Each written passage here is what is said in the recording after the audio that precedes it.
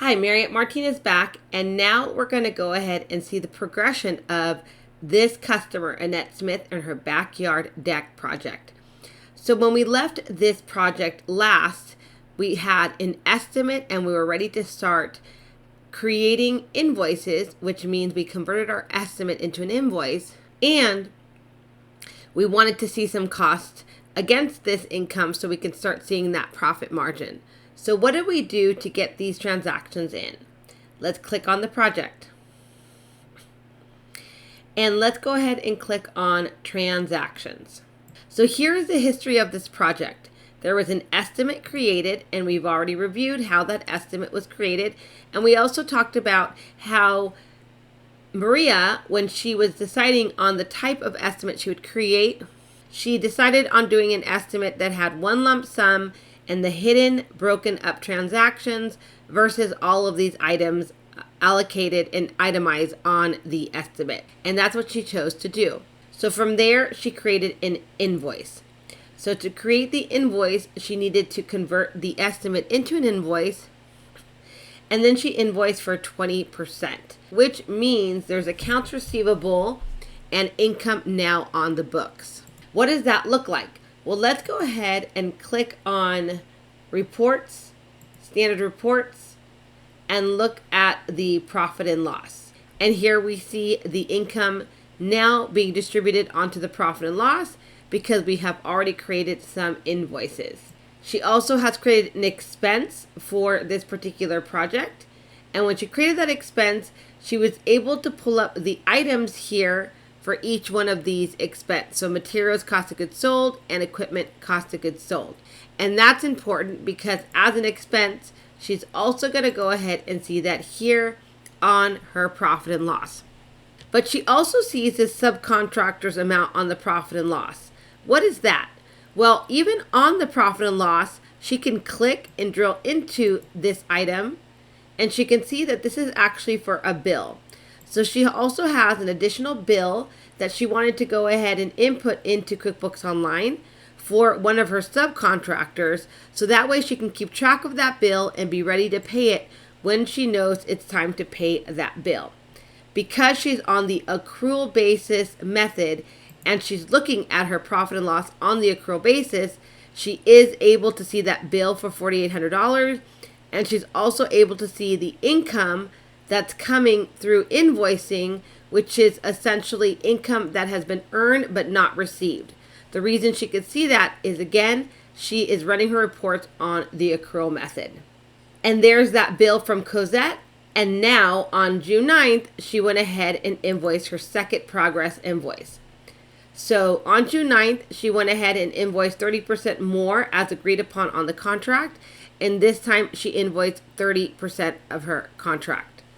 So let's go ahead and now invoice the rest of that contract so you can see how that works. So let's come in here and let's go into the estimate. And here you can see convert to invoice, which we've already done. But let's go ahead and click on convert to invoice. So that way you can see that there are still amounts to be invoiced. We can invoice the remaining total of all lines. We can invoice a percentage of an amount. So far we have invoiced a total of 50%, 20% at signing of the contract, and 30% as we started. Or we can go ahead and invoice manual entry for each line. We're going to invoice for the remaining total of all the lines. Let's create an invoice. And so what it's going to do is, since we've already invoiced 50% of this invoice through progress invoicing, it automatically knows that we need to invoice the remaining 50%. Again, this is just a note for you. You're not going to put cost plus markup on there. That's just a note for you to remember that that's what you should be making sure to be estimating and, of course, invoicing to your customer. So then let's go ahead and invoice the rest of this $5,500. But before we do, I want to take you out and I want to show you one more report. We're going to click on reports, standard reports, and now we're going to go to your custom reports. What Maria's also been doing is creating custom reports, and one of those custom reports was the estimates and progress invoice summary report. The reason why this one was important is because she was able to keep track on that report how much she has invoiced up to date and how much is still to be invoiced. So it looks here that on June 1st, she had an estimate that was accepted for $11,000. Up to this date, she's invoiced $5,500, and she still has 50% left to invoice, because $5,500 is 50% of the $11,000, and she still has 50% left to invoice. So we want to make sure that we go ahead and do that. So again, that's a perfect way to check that QuickBooks is definitely doing the correct math. So now we know as of before this invoice, we've invoiced 50%. Now let's go ahead and save and close this invoice, and let's do it on a separate date. Let's say we did the final invoice on June 11th. Save and close. And now you can see that the invoice has been invoiced 100% with a remaining of $0 to be invoiced. Again, a great way for you to be using the reports inside of QuickBooks Online.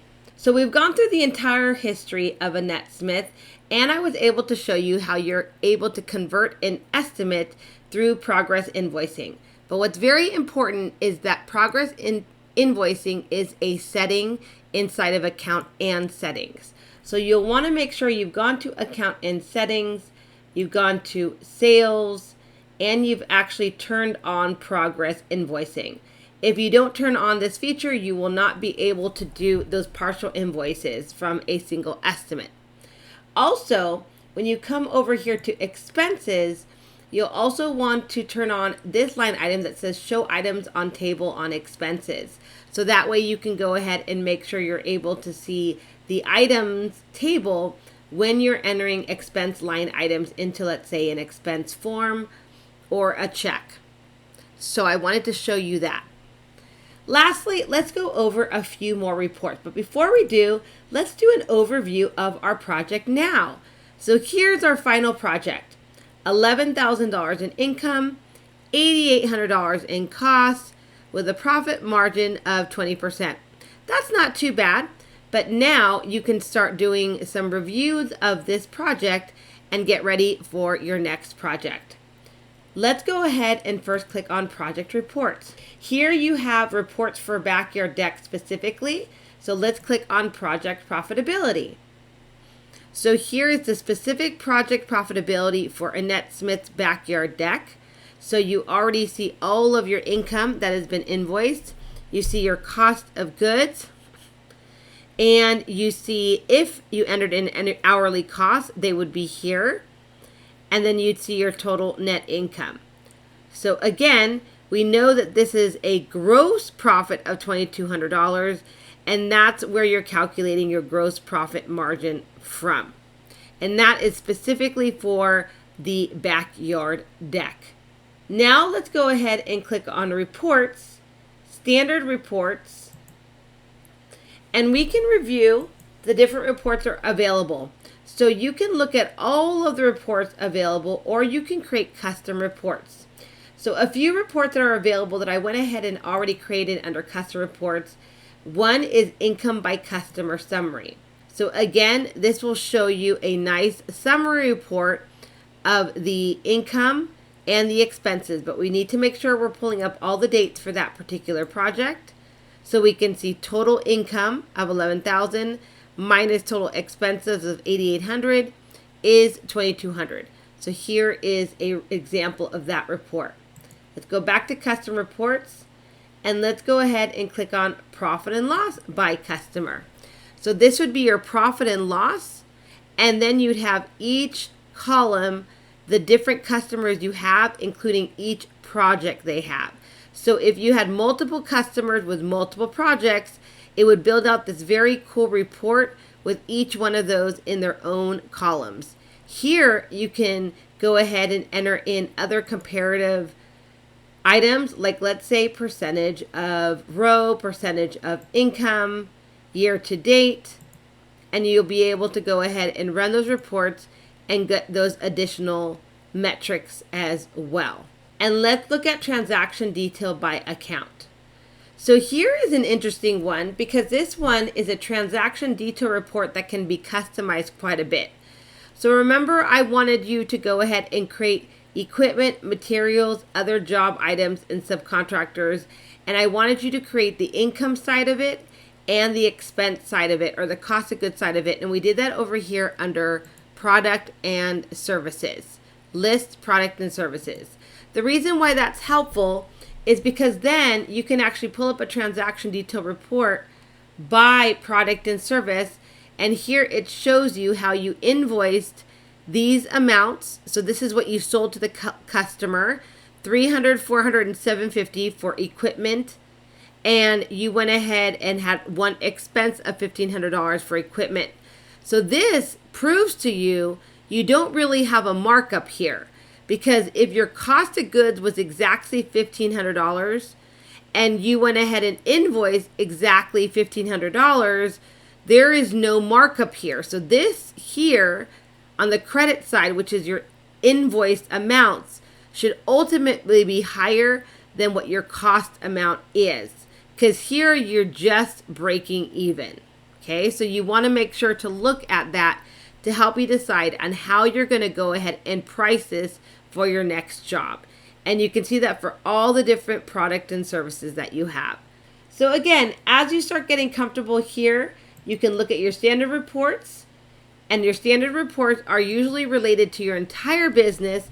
But when you start displaying columns by total, or you just start to customize these reports, is when you can go ahead and go deeper into your analysis, or you can just go straight to the projects area and, for example, look at dashboard information and reports that are specifically created for the project. And that's how you can get the most out of the contractor and project features inside of QuickBooks Online. Hope this was helpful.